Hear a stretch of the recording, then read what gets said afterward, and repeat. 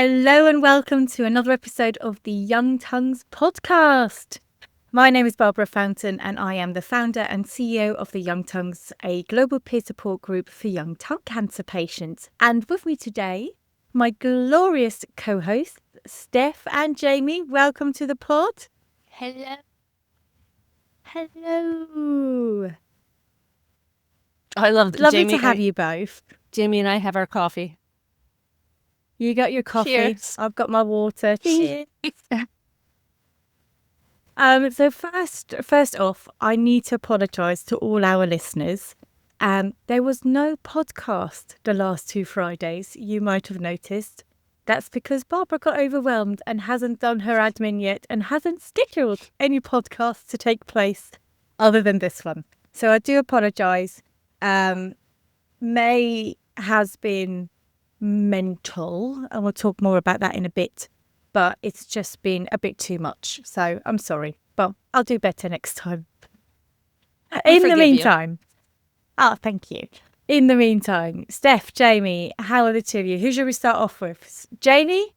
Let's start How's with life in California? Busy. So you talked about how May is like madness. We call it like May-cember because it's with school. Like my kids are still in school. Tomorrow's their last day. But it's every single freaking activity. Like, oh, what's today? I gotta wear pajamas. Crazy sock day. Mom, I have to sell snow cones at 7:30 in the morning. Can you get me all the stuff? Like, it is so much stuff. I'm just like, I'm ready to be done. I am ready. And I don't remember the last day of school being like, why do we always have to have theme days? I mean, I love a good theme, but don't tell me the morning of that you have to dress like the Cat in the Hat. So I am done. But like, I get you, May. It's like, it's June now. Oh my God. It's only just June. To be fair, we just made it into June. Yeah, I'm not quite sure how I made it into June, but we're here. I am ready for summer. I am ready. But other than that, doing great at, let's see, it's 5:15 my time. Doing good. We just need to clarify AM, not PM. So you're looking amazing. I do not look that good at 5 a.m. in the morning. It is 8 a.m. here, and I rolled out of bed, I don't know, 45 minutes ago. Just made coffee, came up, and I'm like, oh. We make it work. All for you guys. Absolutely. I can't really complain because it's 1 p.m. in the afternoon where I am. So Damn it, Barbara. I just had a half day of... I've just been at work for the last 5 hours. So there we go. 5 hours? Holy no. But yeah, 4 hours or so. I'm not an early morning person, so I'm quite happy to be on this side of the time zones. Hey, Steph, how's your life? You've been a busy bee. Oh, yeah, me too, guys. After, April was insane. And then I was like, okay, things died down for a little bit and then picked right back up. I'm going through the same thing with school. Like, Noah still has until the 12th is their last day. But he had play day on Monday and a field trip yesterday, and he's got all these testing things, and he's got final projects due, and but then I also went to ASCO this past weekend. It was a whirlwind trip. So yeah, I went to ASCO this weekend, which to the ASCO conference. So it's the American Society of Clinical Oncology, I think is what it stands for. There's so many acronyms in medicine, but it was a whirlwind trip. I flew out on Saturday afternoon and literally hit the ground running, got to my hotel. If you've never been to Chicago, first of all, Chicago itself is a massive city. And I this was my first time.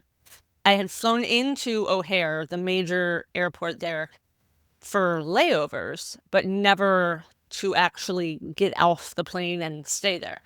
The airport itself is basically a city. I flew over and took pictures. It's massive.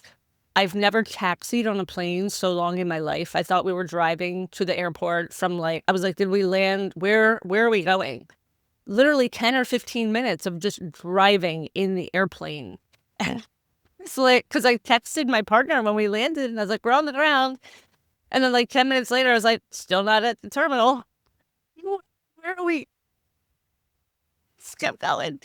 And that set the stage for the whole weekend. Yeah, got an Uber, got to my hotel, and immediately was getting another Uber, dropped my bags, walked right back out, and went down to the event area to meet with some people that I've worked with in the past. And then went to an event. They had I would just wanna say that you went as a patient advocate for an industry partner. yes. So you were there on invitation. And we're doing advocacy work, just for Yes. everyone listening. And Yeah. and advocacy work is, because that's another big name which not everyone will understand. Yeah. How do we so- describe advocacy work? Well, so there is research advocacy, peer advocacy, and peer/community advocacy and policy advocacy. I kind of do all of them, but people can choose. And, for research advocacy, a lot of times you're asked to either join an advisory board to talk about clinical trials and what patients would want, or you're asked to review grants for an institution. I've done both of those things. It's a really cool experience. There's also community advocacy. If you sit on your hospital's patient family advisory board, or although I guess that would be more policy, working like we do with other young adults in even just the Facebook group, that's peer advocacy. It's kind of helping each other figure out what to say. There's self-advocacy when you go to the provider and you say, no, this isn't right, I need more. You're advocating for yourself. And then policy, just, working with lawmakers, even on an institution level in different hospitals or cancer centers, saying these policies aren't working from a patient perspective. This is what needs to change. So really just beating the drum and trying to make change happen is what advocacy is. I am so glad I've got you on the pod, because you explained that way better than I ever could. I've been trying for the that was last 2 years. amazing. That's basically what we do, and brilliant, Steph. Thank you. You're welcome. So, but you were there in a sort of with an industry partner, which for anyone who doesn't know what an industry partner is a pharma company, not an academic institution. And you were there as a patient advocacy in terms of the type of research they're doing. But I assume you had access to lots, the whole conference, and were. So anyhow, tell us what are all the exciting things that you've done? Oh my gosh. So, my industry meeting, there was only 2 of those. One was 2 hours, one was a half hour. The rest of the time was me running around meeting other advocates that I've known virtually but never met in person. So that was such a great experience. It fills your cup to see these people. And it's funny when you see people in person for the first time, it's like you're buffering a little bit, wait, I know you. And I'm not used to seeing you in 3D. And, just running back and forth the campus area. So ASCO had about 45,000 attendees, just to give you an idea of how large this conference is. And I've posted some pictures on my Facebook and of just the exhibit area. And it's just, I've never seen anything like it. It's an amazing experience. And I truly hope that anybody who does any sort of advocacy work gets a chance to go at some point, even if it's just I only went for a day. It's a phenomenal experience, and you get to hear about breaking news on research, publications that are just coming out. Really exciting stuff usually breaks at ASCO, and there's a reason it's the largest cancer conference, really, at least in the States. I don't know, maybe worldwide.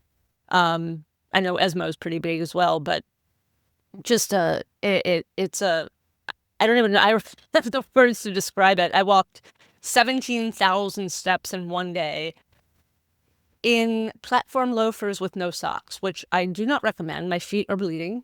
But it was worth it. But you looked great. Thank you. Thank you. I was going to say, you looked amazing, so there's the payoffs. It was worth But it. I also, whilst you were talking, just sent you a message going, send me some pictures and we'll put them on the Young Tongues socials as well, so you can all see what Steph was up to. Because even though you were there representing yourself, but you're always repping Young Tongues in one form or the other, don't you? Oh, well. Yeah. So I talk about us a lot. Oh, good. Well, we love that. Sharing the love to everywhere. But also, you mentioned the breaking news, and there was a big piece of news. We haven't really been able to share it online because it mentions the drug and the company involved in developing this. And the UK has some really funny rules. So we're a little bit worried about what we're allowed to share and not. And until I have confirmation of that, we're just going to be like quiet. But it has been shared in our patient groups because it's really, really interesting research. It's about a new type of drug that is showing some really great results in people with advanced diseases. And it is quite interesting because there's most of the major news outlets around the world covered this piece of news, which, again, I don't know if it's the algorithm. The algorithm knows I've had head and neck cancer, so I'm getting it. But I saw it on the BBC, I saw it on The Guardian, but then I also saw it on all the American outlets and European, and I was like, oh, this is really big news. But what I find really interesting, and I'd love for us to discuss it a bit, because obviously some news channels, shall we call them news? Yeah, some sort of media outlets, let's call them that, frame the headlines really differently. And it's quite interesting. You can read one article and take one thing away, and then read another article and take something really different away. There's obviously a lot of hype, but also quite interesting that as a patient, when you look at the stats, you kind of go like, oh, but that doesn't really sound great. But I guess when you compare it to a research project or to the, how shall I say it, the progress that has been made in this field, the stats are massive. They just don't look massive to us as a single person who is affected by the disease. So, Steph, do you have something? Because I know you have a really cool point of view on this. Do you have more to comment on this breaking news that we can't mention what it is? And you had a podcast guest who was involved in this as well, I believe. But yeah, which yes, I was so like, I know that name. Yes, so if he was here, he could mention it, but we can't. I know, right? Like, oh well. Yeah. On the point of the news thing, it's so frustrating. And I felt the same way, like when my article dropped, right, on People, and it has that. It spins the headline to make it like clickbaity. And I get it because they want people to click on it. And that's their whole thing. That's how they make money. Whatever. But as a consumer of news, and especially on scientific pieces, it's really frustrating because there is a lot of really important data that they don't touch on or they don't explain properly. And it's just extremely frustrating because people, especially in this day and age, don't read. And I don't say that. I mean, we're so used to consuming micro bits of things that people don't want to read long articles of stuff. Like I truly, on a slight tangent, worry about like my son. Like, is he ever going to want to read like a long article, because they just don't, that's not how they do anything. So these short little pieces, it doesn't encompass what it needs to. And yeah,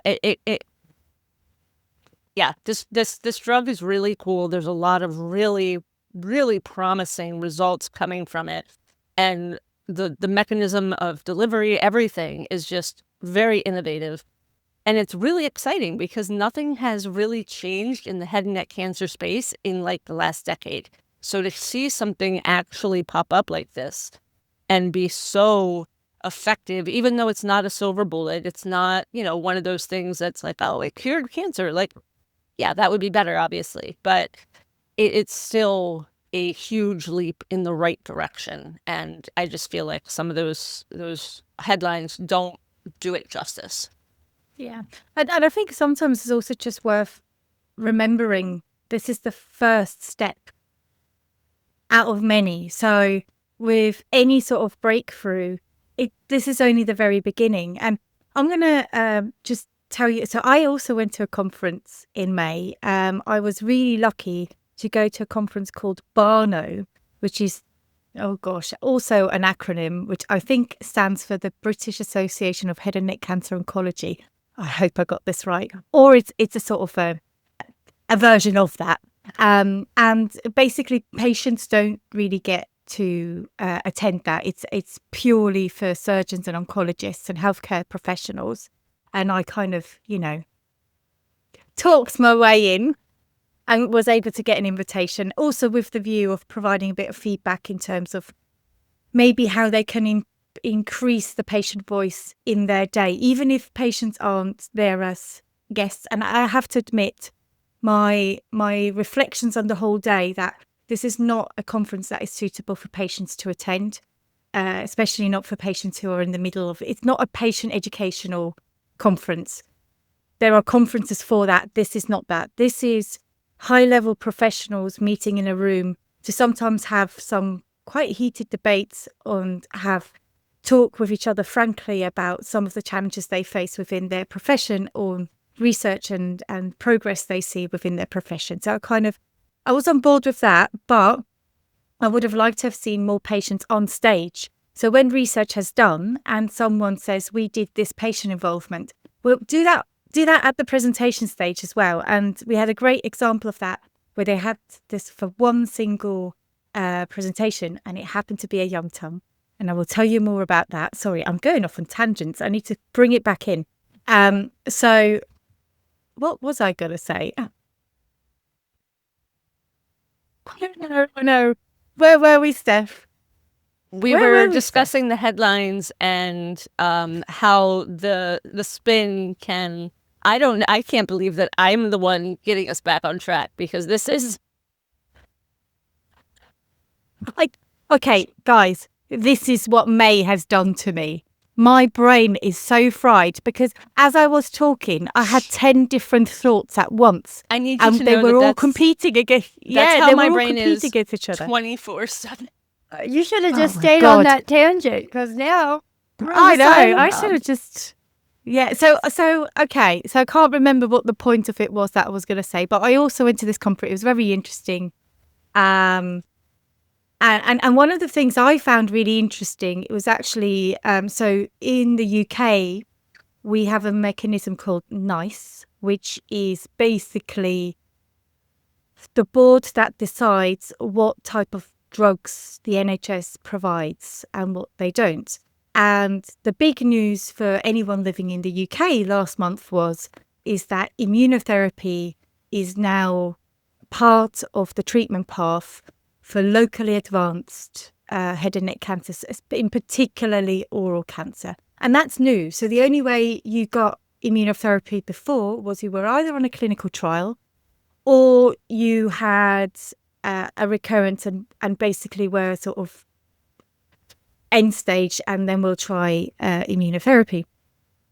And what I found really interesting, because there was a bit of a fly on the wall, is so this it's not a new concept in that sort of sense, because in the US immunotherapy is already heavily used, and there's obviously lots of research and lots of data on it.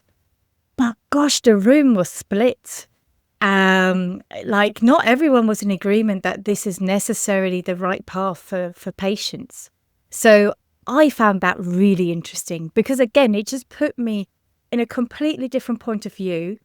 It was also interesting for my own personal development, because when you are a patient and you're going in as a patient advocate, you are representing patient's point of view, but you also kind of have to compartmentalize your own personal experience and put it to the side, because otherwise you'll experience what I'll I experienced. I was there and I was listening to a presentation and it was a bit critical of immunotherapy. And boy, I got angry.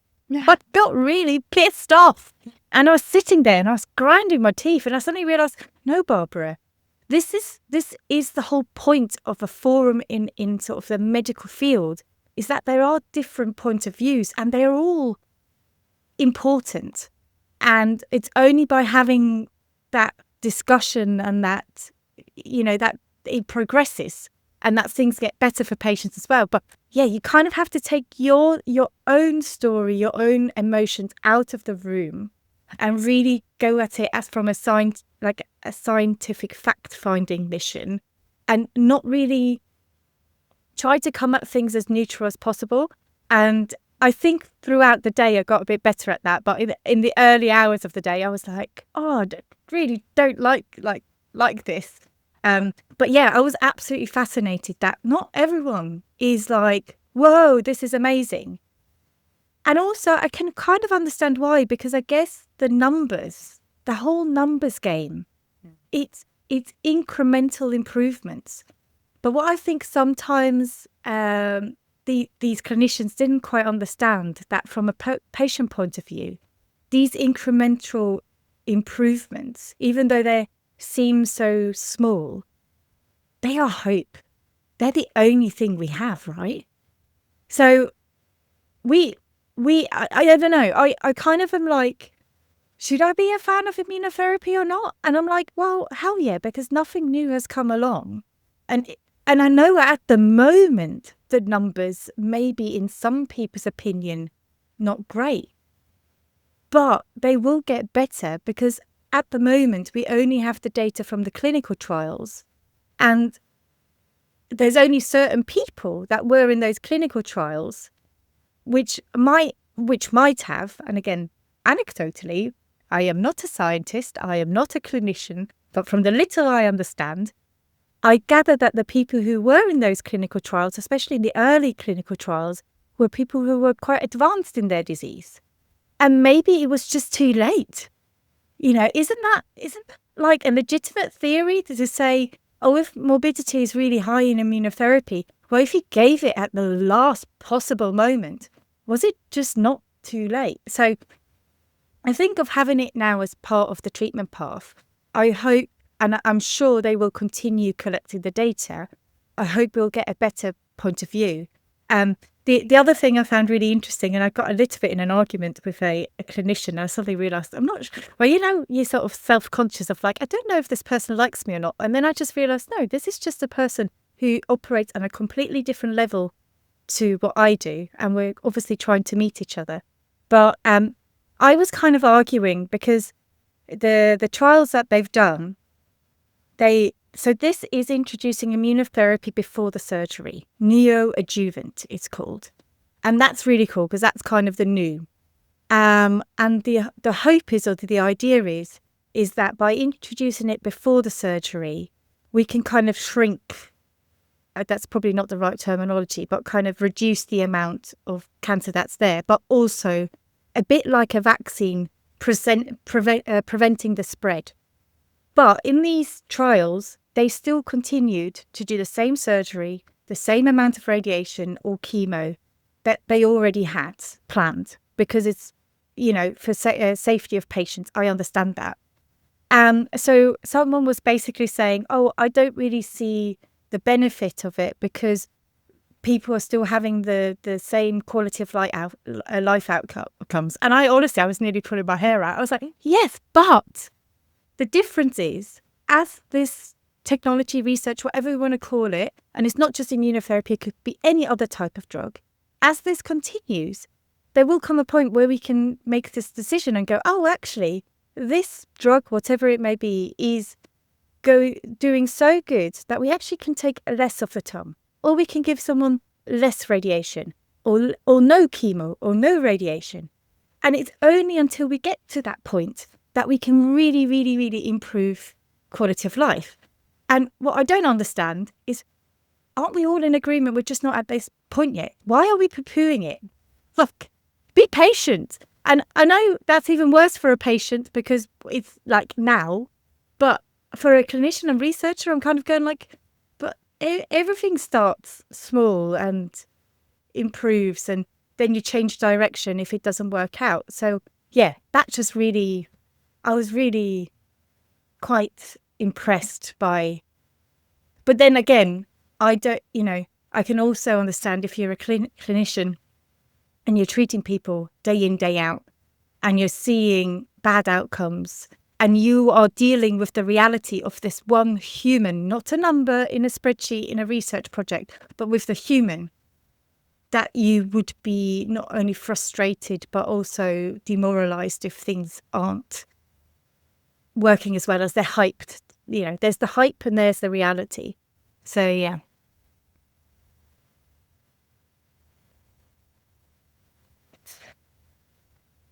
Did you feel like when you were there, did you feel like a lot of the arguments with the clinicians, were more of them like, how do I say this, like for it? Or like were a lot of them like pushing back with it? I think it was really split. Okay. Yeah, and it was really difficult because obviously, the loudest people always make themselves the loudest. And I kept looking around to see like nodding or facial expressions, but it's really hard to tell. But I really sort of, just from the conversations I was getting, I kind of think it's fairly split. I think it's natural for a surgeon to maybe be a bit more apprehensive, because in an ideal world, if this continues to progress, one day we might not need a surgeon. So I could see there's a point there, but also I can see that a surgeon would maybe be a bit more apprehensive because they just want to get the cancer out before it can spread.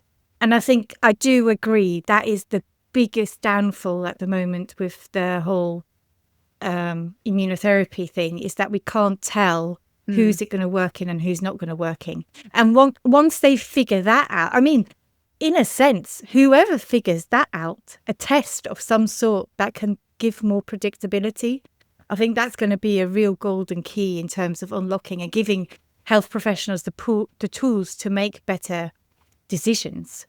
Because again, Steph said it earlier, this is not an all cure. Nothing ever will be an all cure. If anybody ever thinks there's going to be one drug for all cancers, no, that will never happen. We are all two individuals as in terms of our DNA and our biology. So certain things are going to work for some people and other things are going to work for other people. And unfortunately, there will always be a percentage of people where nothing's going to work, or where we're still looking for the thing to work. Mm-hmm. So we kind of need to have a bit of realism as well when we're trying to find, when we're being critical about things like this. But go ahead, Steph. Oh, I was going to say, it's the same thing with other diseases and conditions as well. There's even tests now for what types of antidepressants or anti-anxiety medications work better for some people, because historically you have to take one, and if it doesn't work, you take another one. If it doesn't work, you take another one. And some people are resistant to all of them, and they don't really know why. We're very complex. I think it's not as simple as, pharma just wants money, or surgeons just want money. That's not it. Like, most people that are working in these spaces are doing so because they truly want to help other people. And it's just, humans are insanely complex, and there's no, like we've said a million times, there's just no silver bullet to any of it. Other than, I think, we should be obviously having better screenings, having better wellness initiatives, having more of like the vaccinations against things like HPV, which can be a driver for a lot of oropharyngeal cancers. Those types of things, that primary prevention is so important, because on the back end, we have so many less opportunities, excuse me, to really effectively treat things and maintain a quality of life close to what that quality would have been had you not gotten sick in the first place. And again, that's the same for any disease state, any condition across the board. There's always going to be side effects. There's always going to be a change. And I think part of the reason that I got into coaching and stuff and learning more about it from a behavioral standpoint is because I've seen it. And,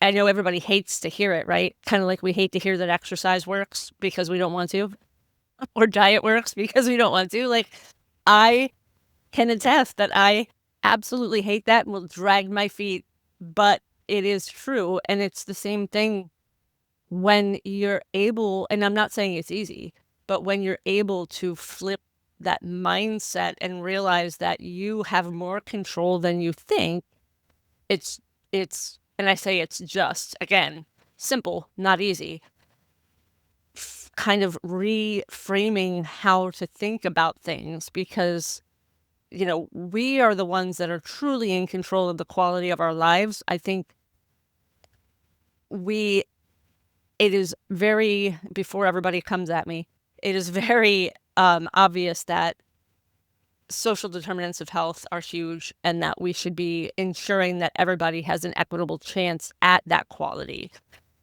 However, even people in the most affluent and well-to-do situations with the best health can still have such a horrible perspective on things that they kind of diminish their own quality.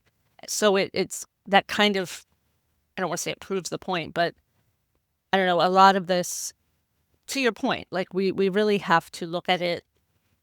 We have to take a step back and take ourselves out of it, because I've been in the same situations where I've been like, well, that's not my experience. And then I'm like, well, wait a minute, I am an N of one. Like, that is my experience, which is valid to me, but it does not translate to everybody. So yeah, and also it goes beyond that. Yeah, it goes beyond that as well, because I was listening to some of that and I'm going like, if you would get a cohort of young tongues here, they'd be screaming at you. Oh my God, I'm remembering. Yeah, and I'm going like, oh no, hold on, we're a minority. So our voice, if they are capturing the full voice of spectrum of patients, our voice is going to be quite small just because of the number of us.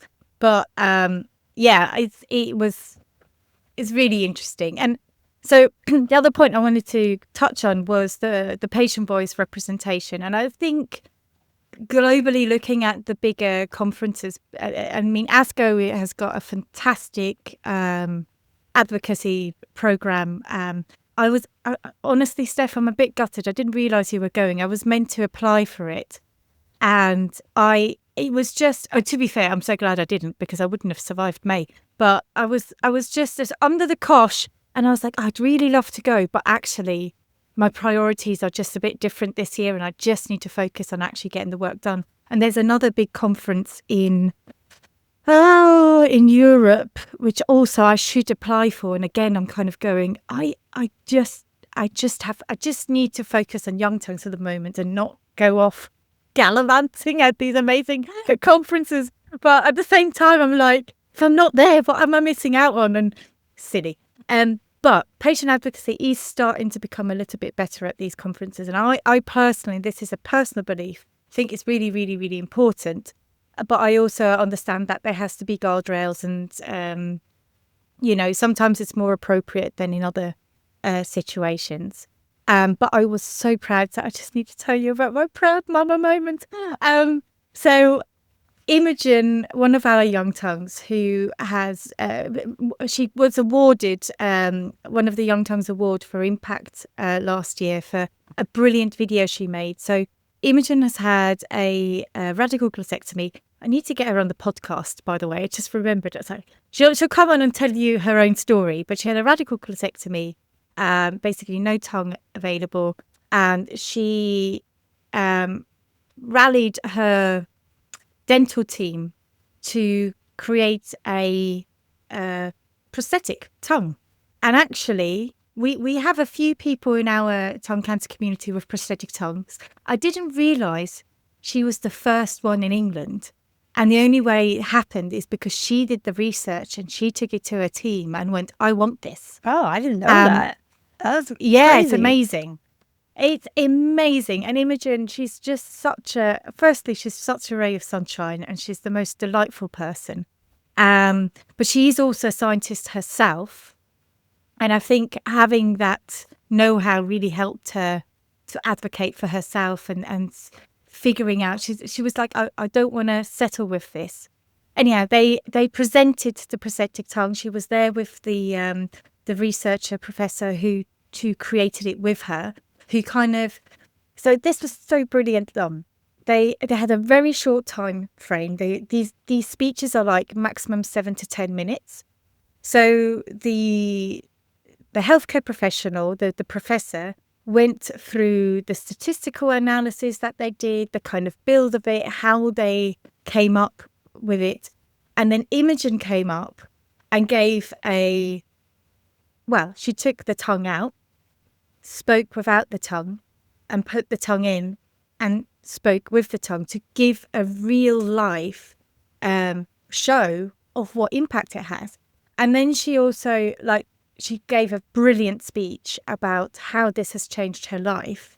And honestly, I was sitting on the front row with my little camera, and I was so proud. And bless her, she showed up in a Young Tongues t-shirt, which was even more amazing. I was like, and it was just so wonderful. And yeah, I might have cried, but I was just so proud of Imogen. Did you cry? Because I would have been sobbing. Yeah, I was. And I don't cry very often, and that just really, I don't know. I just sat there and I was like, man, I am so proud of you, Imogen. You've done such an amazing job, and I really want to shout about her. So it's fine. Like, we'll put something on Young Tongues, the socials as well. I've been kind of holding back, but we'll be doing a lot more about that project in September or at the end of the summer when they've actually published all their research. So this was like their first kind of unveiling of their piece of innovation. And yeah, I was just so proud. And also the thing that I noticed, obviously after every presentation, there was like a little applaud, but Imogen's applaud, you could hear the emotion. It was like everyone, I didn't even have to turn around. I could hear the connection with everyone in the room. And I think that's the powerful thing, because it takes a concept of something, like in this case, a prosthetic tongue, but it applies it to the humanity of it, and it shows the importance of it. And I have a feeling that way more people are going to remember that speech because Imogen was there. Oh, 100%. And not taking anything away from the researcher, Yes. but I just think it added. And they did win accommodation, like a certificate for the best speech, which was amazing. That's awesome. And Jamie, I'm sure you know, as a performer, the importance of story, right? Like that's Yes. what gets that emotion. Exactly. That's why I love hearing like the more, patients are going to these things and being able, because storytelling is so impactful.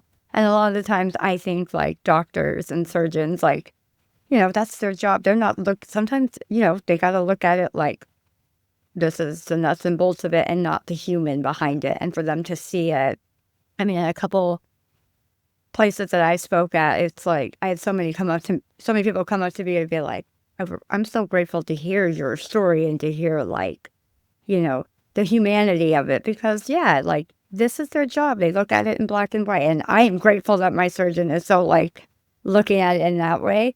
But we're there to provide like the humanity behind it. Like, this isn't just, it's not going to affect me for like that 8 hours on the table.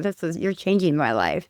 So for them to see it and to hear it and then be so receptive to it, it really is impactful. Storytelling is going to be, I think, the main, like, that's pushing forward a lot of it. I feel I'm all for like and that's why going back to the articles and like how they have like, the headlines, we're not so into it, but now more and more people are clicking on that who would have never known because of like this wild, like same with the new research coming out and the new, like there's stuff on that I've clicked on that I would never know, and now I know. So I'm kind of grateful for the wacky headlines and for like, I just want it out there and to get to as many people as it can who wouldn't normally go out there. And I have so many more DMs now in my TikTok saying like, okay, I heard about this, this, and this.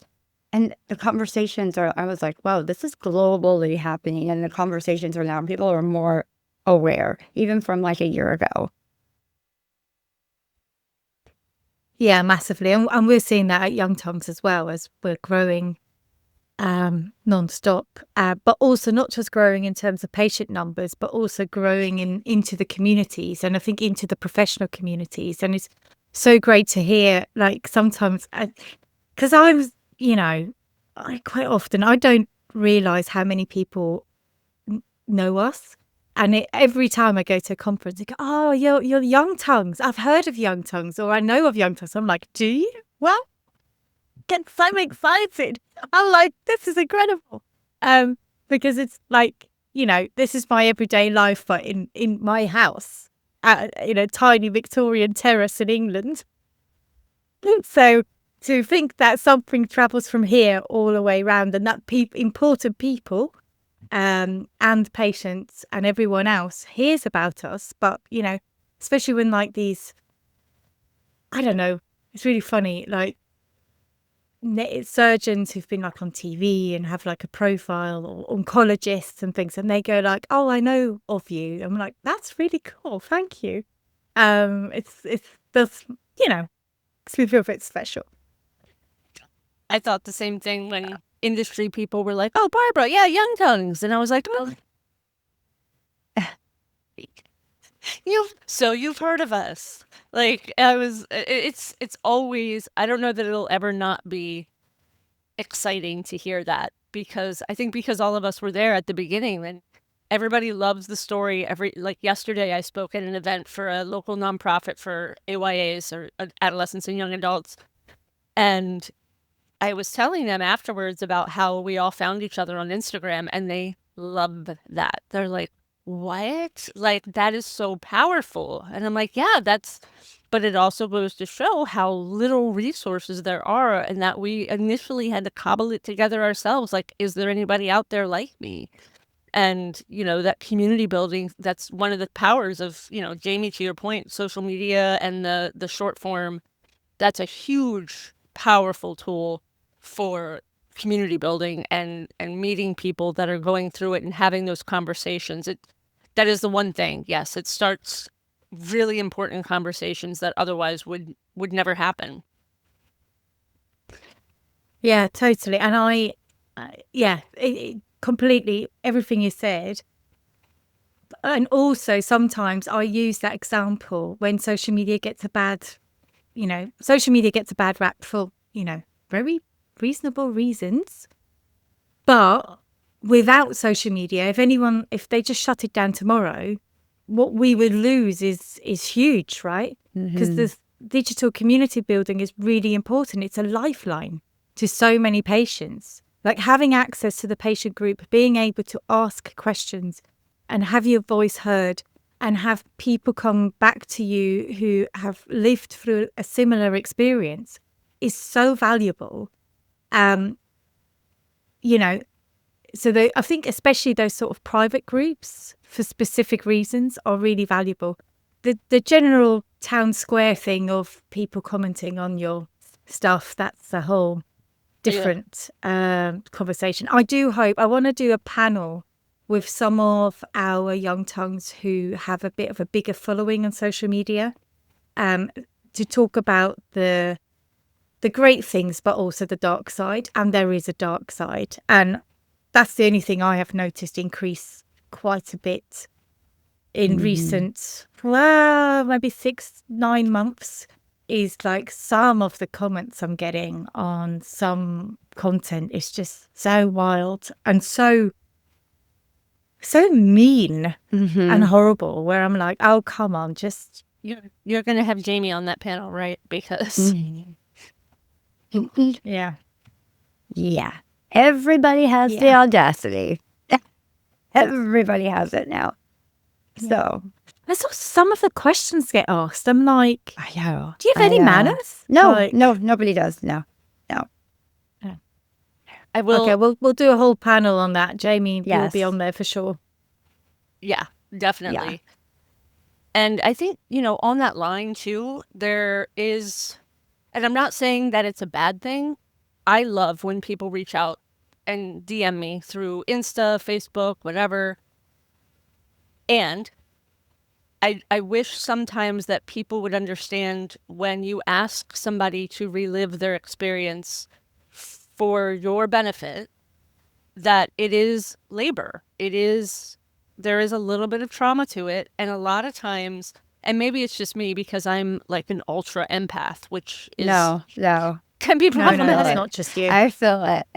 But I want and then they just stop responding. It's like, okay, well, did you have cancer? Are you okay? Are you, and I've had to learn how to cut that off, because people will come in and ask all these questions and then never let me know anything. And I'm like, okay, I just bared my soul to you, and I'm glad, I hope I helped, but I have no feedback whatsoever about whether I did or not and how you're doing and what, I don't know. It's just, and I get it, because when I was the person going through that, I did the same thing, right? I would reach out to people like, I'm terrified, please help me. But now on the other side of it, I'm like, oh, maybe we should educate people on how that Steph, we've how that just feels, lost or you. what. So sorry. She's back. That's okay. Hopped on the neighbor's Wi-Fi. Brilliant. Maybe I Oh, won't no, edit she's this gone. out. This is fantastic. What's happening? Okay. Right. Steph, do you remember where you finished your Nope. sentence? Or shall I just... No, cool. I'll come in. Healthy boundaries. Yes, about healthy boundaries. So I also get an awful lot of direct messages. And sometimes it's on Messenger, sometimes it's on WhatsApp, then it's on Instagram, and it's too much. And especially with the number of people we now have in the group, I can't do one-to-one mentoring or support. And to be fair, I've always been very against one-to-one mentoring, because I think it can have a negative impact on the patient, and I'll go more into that if we have time. But one of the things I've done now is I just always say, look, I am so sorry you're going through this. Here's the Young Tongues group, go and apply to be in the group. Because your question is much better taken care of by a group of people than a one-to-one. And I'm apologetic about it, but also I know it's my bandwidth. I'm now at a point with Young Tongues where it's so all-consuming. I really need to be careful I don't burn out. I am so close. At the moment, I can feel it. I am so close.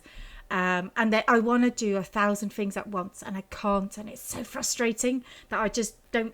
I want to be an octopus, so I can just do everything and have 10 laptops on the go at the same time, but I just can't. And my brain is not able. My brain has slowed down because May has been so overwhelming and so intense that it's almost like I need a little reset button.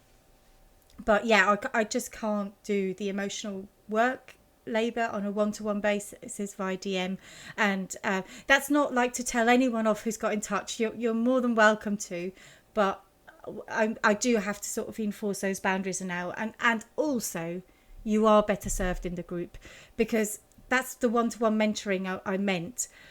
I have observed people who are really keen to provide one-to-one support. And here is my reasoning why I don't think this is necessarily a good thing.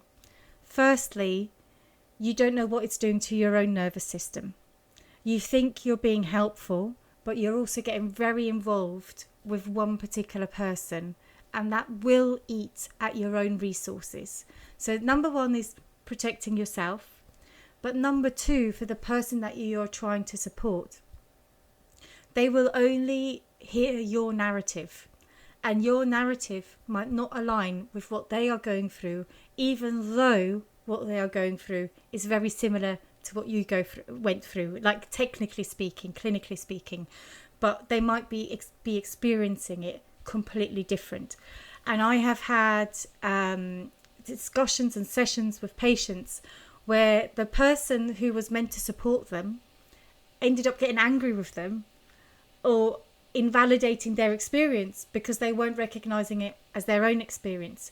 And there's no malice intent there. It's just us humans sometimes being human and not realizing where our own limitations start and end. And that's why I always feel the community and having a group of, 1,000 odd people, even though it might be slightly overwhelming that you're getting a bit too much input, at least you're getting a good variety and a good breadth of different inputs so you can pick and choose what's right for you. I was going to say, that's why it's so important for anybody that does engage in peer-to-peer advocacy to have training to do it, to really, and the first part of that, like you said, is understanding your own limitations, your own values, your own boundaries, and what that means in terms of truly helping someone else. Because in our culture, at least, we are so intent to fix other people, and that is not the intent of support. It's literally there to let somebody walk their own path and just be there as their soft space to land. And they don't have to take your advice. They don't have to, you shouldn't even be advising them. It is their path. Like, there's legal and emotional ramifications to that as well, So, yeah. I agree. That's why we have the community rules. We do not give medical advice. We only share our own experiences. And as long as you follow that, you're fine. As long as you frame everything on going, this is how I experienced. And it always helps to put a bit at the end of saying, but it might be different for you, or it might be worth asking someone else or asking your provider, different people have different options available to them. We all live in different healthcare systems, even within the same country. What's available to me in Norwich is very different to what's available to someone in Newcastle. They will have some things better and some things worse. It's not universal. Jamie, how do you experience it? Because you're very, very big. You're very big on social media. You're a celebrity. You're a little internet star. Okay, so how do you deal with it? This is great timing, actually, because May has been crazy, and there is advocacy burnout, and I do get an influx of messages, just like Barbara. I'm sure with I can't imagine, you probably get a ton of, I have people I make these videos, and obviously I want to help and share my experience, but it's kind of, you're reliving your story. It's that trauma. It's I'm telling my story over and over again. And even the act of texting it out, and I'm okay, I'm trying to remember, I'm experiencing it again. And then, I'll have a bad mouth, my mouth's hurting at the same time. So that might affect how I'm oh, this is I'm having the worst day ever. Right. So I do, for this last, I would say 2 weeks, I've been very quiet. I haven't posted anything. I have, because I was I just need to get myself together. I needed a little break. And I get these messages, and I see them, and I'm I got to answer it when I feel I can give them my, not my best self, but I got to answer truly, but when I feel good to answer, because you're right. It may be different for you. I always say that I'm this is what my experience was, but it's different for everybody. I always have to end on that. Don't just because it happened to me doesn't mean it's going to happen to you. And sometimes I'll get people be they send me pictures and does this look like cancer? I'm oh my God, I can't, don't go. Don't send pictures. Yeah, please. To anyone, don't send pictures. Please, anyone. No. Not without consent. Yeah, and I'm and I can see if it's a photo or not, so sometimes I won't even click it. But I'm a part of me, it's what point are you at for you to send me something like that? It's no one listening, or is it you're just sending it? And I'm not, I never want to discredit anybody how they're feeling and where they're at, but still it's I'm not the expert. I'm just sharing my story. It can be overwhelming. So yeah, it's okay. Advocacy burnout, we talk about it, but it's also we're reliving it. So it's okay to take a little break. And that's what I did. And then I'll jump back into it. Yep. You know what? I really like that expression, advocacy burnout, because I think I've had that quite a few.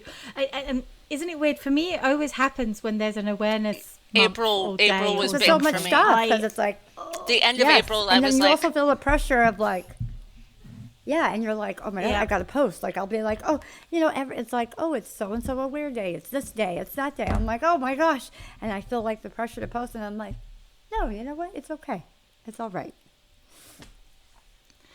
Yeah, so I'm. You know what? I'm having that at the moment. This big sort of FOMO thing, because I am like, I can't even explain how fucking busy I am at the moment, and I mean busy because most of it's just shitty admin.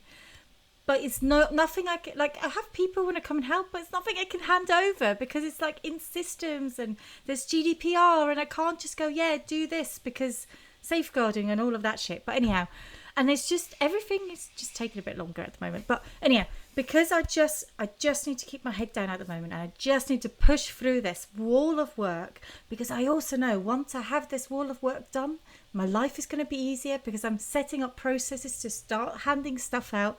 So keep that in mind. But then in the evening, I'll open my phone, I'll have a look, and then I'll see, for example, our lovely Stephen. He did an amazing video about survivorship yesterday, and I'm like, oh shit, I missed survivorship day.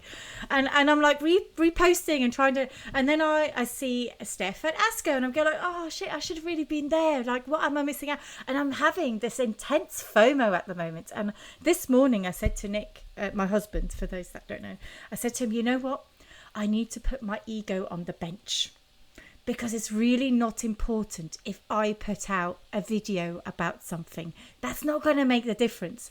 But me putting processes together so people who've signed up to come and volunteer can actually start volunteering, and with that building and growing the young tongues, that's way more important. And he was like, yes, Barbara. Yes. Just like, yeah. But God, it's so... Yeah, I mean, we're all human. We all have this, right? We all have because I love, I'm just going to put this out there. I love having my ego tickled. I love being in the newspaper and giving an interview and giving a speech. I really love that stuff. I mean, it's great. But actually, just need to put that on the bench for now and focus on doing the important stuff. Not that stuff's not important, but I have more important stuff at the moment. So, oh, God. I don't know where I was going with this again. It's okay. in this episode, we therapized Barbara and her. No, I'm just kidding. No. Oh God. Yeah. Yeah. No, we all get there. We all get to a point where we're like, all right, I need to take a step. Well, and that's good. That's healthy that we've recognized when we need to take a step back. Hopefully we're recognizing it before the burnout gets so bad that we never come back, right? And we're doing what we need to do. That's a healthy coping mechanism. That means we're doing exactly what we should be doing. So kudos to us. Kudos. Absolutely. And let me just fill you into my world. Anyone watching on YouTube is going to enjoy this. Let me just show you what I'm doing today. I got all these letters and envelopes and stuff to because basically, and this is such an arduous task. I've got 50 letters to send out. And everyone I did dear, so I can write the name and then sign it. And I'm handwriting the envelopes so people actually open the envelopes, because I know if I put a sticker on it, no one will fucking open it. Because we have been given match funding for something called Small Charity Week in the UK, which is between the 22nd and 29th of June.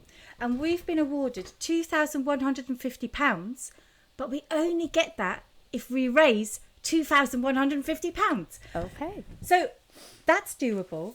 But just earlier this year, every young tongue will know, I was banging on about fund the foundations, and I suddenly went like, oh shit, I can't ask the same people to give again.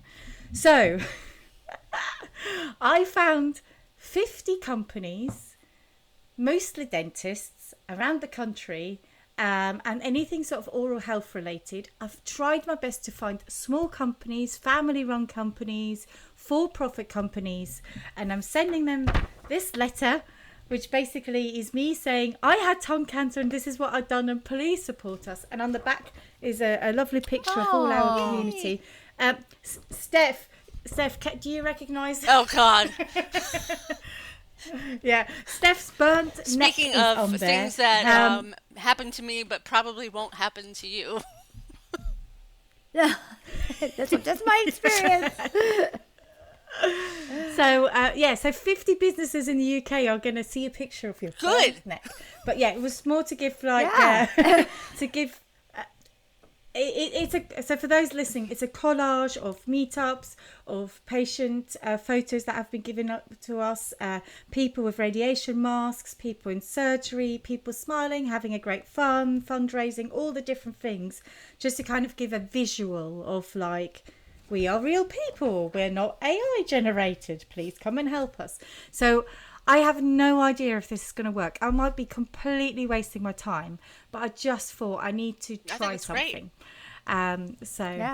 Yeah, hopefully, fingers crossed. Well, and in the next podcast, I can give you an update if it works. Yeah. So that's what I've been doing. And also, I just got two things to mention. We have finished our trustee recruitment. We have made the decisions. Oh my God, was that hard? I mean, firstly, we got amazing applications. So to whittle it down to a short list was already hard enough. And then I honestly thought, I had this illusion that when I meet people, maybe they're not as great. And it turns out they're all even more amazing than on paper. And I was like, and me and poor Laura, we were going, so some of the interviews I did by myself and some of them Laura came with me.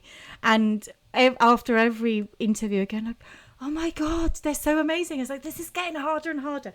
But in the end, we've come up with our final. We're now going to have a board of 8 people. There's 4 patients, 4 non-patients, but the patient's vote counts for 1.25. So the patients have still got a majority vote. We just felt like we really wanted 7 trustees, and then we really couldn't. You just couldn't do it. We just couldn't choose. We ended up with 8. We could have ended up with 15, but we just thought, we could get 9, and then I was like, no, I've been advised not to do that. So let's go with 8, and we do 1.25 for the vote. So we'll be making that public fairly soon. We also have 2 research projects on the go at the moment. So this weekend, yes, you do, Steph. So this Saturday, I will be travelling to London to Guy's Hospital for a project led by King's College, where we're going to do our first in-person patient expert workshop for a piece of innovation, which again, hopefully I'll be able to post about once it's all published. It always takes a while for that to happen. And then the other project, which is led by our amazing Lindsay, which I hope to get on the podcast, not only to share her own story, but also really talk about this project and what it was like for her with Kansas University. We've just recruited a patient expert group to feedback on the survey that we've been building with Kansas University. But the big news is, once that piece of work is done and we've collated all the feedback and improved the survey, so it's like the best survey it could ever be for a global audience, we're going to get things wrong, but we'll try our best. We will be sharing this survey, and it's going to be super important that every young tongue participates. Like, we want 500 people to participate, and it's going to be so difficult to find everyone. We're going to reach beyond the young tongues to other charities just to kind of let people know this is happening. And the whole idea of this survey is this is going to be our first bit of tangible data. Kansas University are going to use it for their research projects, where it's going to help them identify where they want to invest into research in terms of unmet need. But for us, we are going to get our hands on some of that data to create a snapshot and create a report that will give us a state of the nation of young tongues globally. Nation is a really stupid word because it's obviously a global report, but it will basically allow us to demonstrate what young people are going through who've had tongue or having tongue cancer now, or have had tongue cancer in the last 20 to 30 years, because I know we do have people who were like diagnosed in the 90s and they're now in their 50s. So it's like, I don't think that maths work, but never mind. Maths ain't mathing today. But anyhow, it's going to be the first of its kind report that we can do. And hopefully this will massively help us move things forward, get funding, get infrastructure in place, and also communicate our needs to clinicians, which is basically the main thing that we want to do. So that's sort of that's been what's been going on in Barbara's land, plus another like long list, but I won't bore you with that. We have come to the end of this podcast. My tongue is hurting, so I've talked a lot today. Let it all out, Barbara. Just let it all out. Yeah. On that note, Jamie, Steph, it's been an absolute pleasure like always. Thank you so much for joining us. Thank you to our listeners for joining us. If you filled out the survey about taking part in the podcast, I will be in touch soon, as soon as I can, because I do need to schedule some podcasts. So keep an eye on your inbox. Thank you so much. Make sure you hit follow, give us a nice review, and tell everyone you know about this podcast, so everyone can join us. Jamie, Steph, thank you. Bye. Bye.